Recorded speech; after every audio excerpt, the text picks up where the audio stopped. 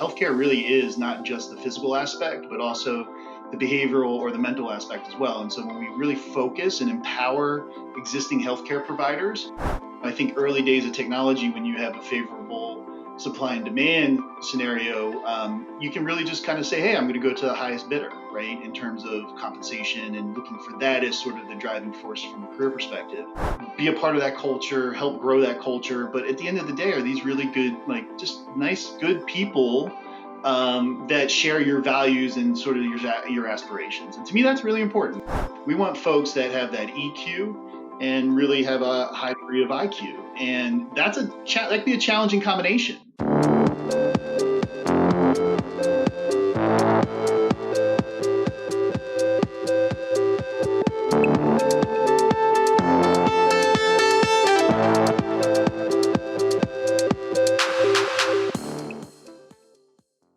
We are here with Jeff Burk, CTO of Neuroflow, a digital health platform that brings together technology and mental health care services to streamline access, assessment, and treatment between individuals and healthcare providers. Jeff has had extensive experience scaling tech product companies, and I am so excited to have him on today to share his insights and experiences. Jeff, thank you for being on with us today. Awesome to be with you. Thanks so much for speaking with me today. So could you start by telling us more about Neuroflow, your role there, and what your previous experiences were that led you to the company? Yeah, for sure. So Neuroflow is a really interesting company. What we're doing is thinking about how we can deliver better health outcomes for individuals and healthcare providers by lowering the cost of behavioral healthcare and integrating that with the physical care. And so what we found is that healthcare really is not just the physical aspect, but also the behavioral or the mental aspect as well. And so when we really focus and empower existing healthcare providers to sort of supercharge their ability to plug into an individual's behavioral health care and enable them to do that, we find that we drive a lot of really successful outcomes for folks who may be struggling with things like depression or anxiety or any number of behavioral health care challenges. Which is such a great platform, especially with the rise of all of that during the pandemic. And as you know, Jeff, there's so much competition right now with top tech talent. And it's not just the company name, it seems, that's keeping people. We're seeing talent leave companies like Google to chase what they truly want in their careers.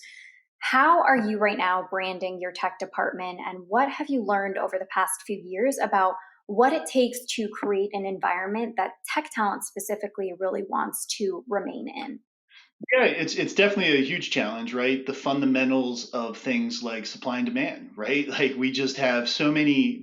During COVID, there was such a shift in terms of towards the digital side of solutioning, driving the need for more and more folks who can deliver those types of capabilities and features, and so really driving up the demand for software engineers. And so you do have to differentiate. You have to find a way to connect with those folks who you want on your team, right? We talk a lot about this idea of mercenary and missionary. And so, I think early days of technology, when you have a favorable supply and demand scenario, you can really just kind of say, hey, I'm going to go to the highest bidder, right? In terms of compensation and looking for that as sort of the driving force from a career perspective. That's a little bit, I think, more skewing to the mercenary side. And I think what has happened, to your point, not just COVID, I think COVID accelerated a lot of the thought process here, but I think more folks have started thinking about like more of a missionary purpose. And how can I take my talents and my skills and do something that just moves the needle in a positive direction? And that can, I think, when you talk to a lot of different folks, they find that a bit, more fulfilling, spending their time doing that all day, every day. And so what we really try to do when we talk to individuals that we think are a good fit for Neuroflow is, one, we want you to be great, right? Like we want you to care about your craft, and you have to be really sort of focused and committed as a software engineer and really wanting to hone those skills.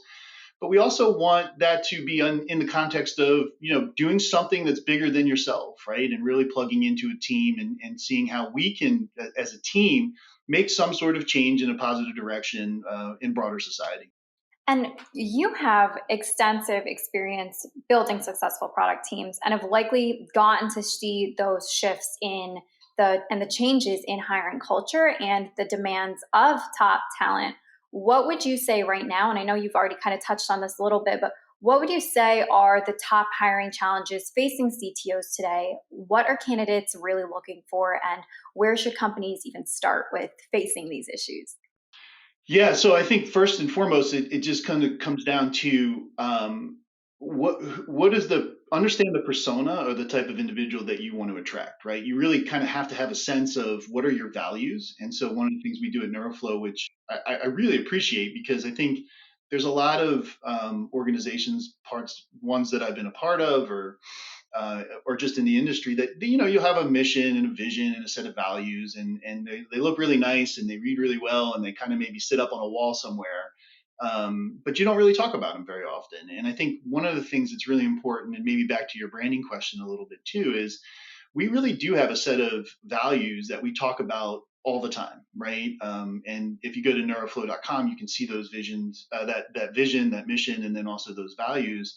One of the things we talk about is own the whole product, right? And to me, that's really, really important because as a software engineer, with the folks we're looking for, we really believe like empathy is a developer, most individuals' superpower, right? And so we want folks that have that EQ and really have a high degree of IQ, and that could be a challenging combination, right?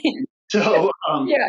so, we're always looking for that right balance in terms of how we build our team. And I don't know that us folks in engineering have always gotten a really high score on the EQ side of things. So we're working hard to try to really drive that empathy. And so that's a big challenge, right? Because you may have some folks that are really excellent technically, but maybe just aren't in the right place or aren't a great fit for the overall team dynamic. And so that's a challenge, particularly when it's constrained in terms of there's so many opportunities out there. So I think that's the biggest challenge that we face is just finding those individuals who feel aligned with the mission, who bring the right tech skills, right? We're mission driven, but we're really trying to be excellent in terms of building product and delivering a really great product. And that's a pretty tall order these days. So that's I think one of the things that more or less keeps me up at night when I think about how we continue to build and scale our team.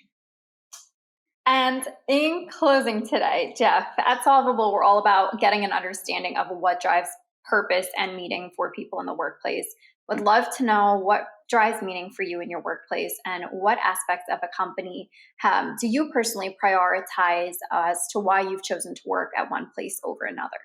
Yeah, it's really interesting. Early in my career, I'm probably deeper in my career than I like to admit, but I was really focused on the craft and the engineering side, right? And what I really thought about, I started sort of life with hands on the keyboard, writing software, and I was like, hey, if I'm really great at this, all the right things will happen, right? And what I noticed is over time, so many big things that we want to do isn't necessarily just an academic or a thought exercise in terms of like the smartest person in the room. It's really bringing people along and finding some sense of shared vision and purpose, and then really navigating the complexity that is human, that are humans, right? In terms of communication and emotion and things along those lines. So for me, what I've really started to favor in opportunities is when there's a clear sense of mission and that the people, right? If we think about people, product, and process, I think that people, you start there, right? Are these folks that you feel like you can plug in with,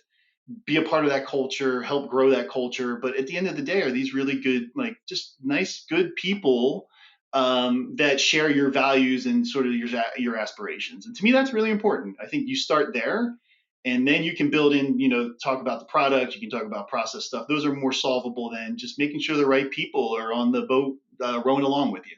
Absolutely. Jeff, thank you so much for being with us. And thank you for all the work that you do to contribute to the expansion of health services. And thank you all for tuning in to Architects of Contemporary Hiring.